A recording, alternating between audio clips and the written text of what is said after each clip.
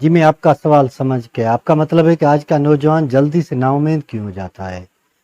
آج کا نوجوان جلدی سے نا امید اس لیے ہو جاتا ہے کہ وہ ہمیشہ جلدی میں ہوتا ہے اور وہ کہتا ہے کہ جیسے ہی وہ چاہے اس کو منزل مل جائے۔ آج کا نوجوان بس کام شروع کرتے ہی وہ ایسے خواب دیکھنے شروع کرتا ہے جو سمجھتا ہے کہ وہ منزل تک پہنچ جائے گا۔ وہ خیالی دنیا میں اتنا مہو ہو جاتا ہے کہ اس کو پریکٹیکل کرنا یا عمل کرنا وہ بالکل ہی بھول جاتا ہے۔ جب کوئی انسان صرف خیالی دنیا میں رہتا ہے اور عمل کی دنیا سے دور رہتا ہے تو وہ ہمیشہ وہم اور شکایت کا عادی ہو جاتا ہے۔ اس لیے آپ جب بھی کوئی عمل کرنا چاہیں تو اس سے پہلے اس کی پلاننگ کریں، اس کو ایسے بہترین انداز سے کریں تاکہ آپ کو نا امیدی نہ ہو۔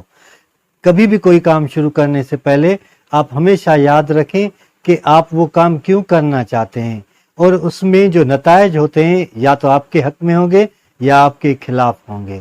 تو جو آپ کے خلاف ہوں گے ان باتوں پہ بھی تو غور کریں، ان باتوں پہ بھی سوچیں، ان پہ بھی غور و فکر کرنے کے بعد اگر کوئی بات آپ کو سمجھ میں نہ آئے تو کسی اور سے پوچھیں، آپ بحث کریں، آپ جاننے کی کوشش کریں کہ کیسے لوگ آگے بڑھتے ہیں۔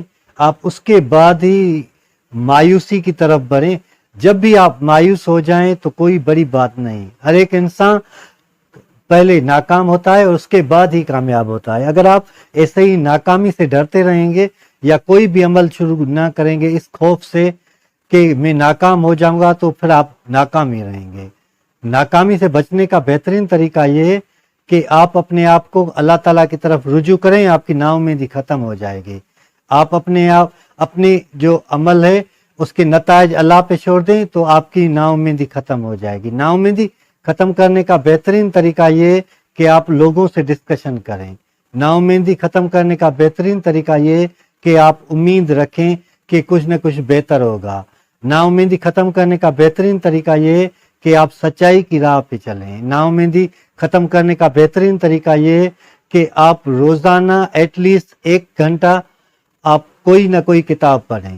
اگر آپ ایون آخری لمحات میں زندگی کے پھر بھی آپ کتاب پڑھیں، کیونکہ اس سے بھی آپ کو امید جاگ جائے گی، اس سے بھی آپ کو نئے خواب ملیں گے، اس سے بھی آپ کی جو تمنائیں وہ پوری ہو جائیں گے۔ ویسے بھی تو آرزوؤں کی تعداد دیکھی جائے تو لاکھوں میں ہے، کبھی کوئی آرزو یا خواہش پوری ہوگی تو کبھی ہمیں ناکامی بھی ملے گی۔ اس لیے آپ ان ساری چیزوں کا موازنہ اپنے ساتھ رکھیں، سمجھنے کی کوشش کریں ہر معاملے کو، ہر سچویشن کو۔ جب آپ اس سچویشن کو آسانی سے سمجھ جائیں گے تو پھر یقین کیجئے کہ آپ کی منزل میں کامیابی لکھی ہوئی ہے، بس آپ کو اس کی طرف آگے بڑھنا ہے، اس کی طرف آپ کو رجوع کرنا ہے اور اس کی طرف آپ کو گامزن ہونا ہے۔ یہ ساری باتیں اگر آپ عمل کریں گے تو آپ کبھی بھی نا امید نہیں ہوں گے۔ اگر آپ اس وقت ناکام ہوئے اٹھیں، پھر سے اسٹارٹ کریں۔ اگر آپ اس وقت کسی کے الفاظ کی وجہ سے پریشان ہیں، بھول جائیں اس کو، امید اپنی بڑھائیں، نا امید نہ ہو۔ نا امیدی کفر ہے، اس لیے اپنے آپ کو ایسی جگہ پہ نہ لے جائیں جہاں سے واپسی آپ کے لیے بہت مشکل ہو جائے۔ اللہ ہم سب کو سیدھا راستہ دکھائے اور سیدھے راستے پہ چلنے کی توفیق عطا فرمائے۔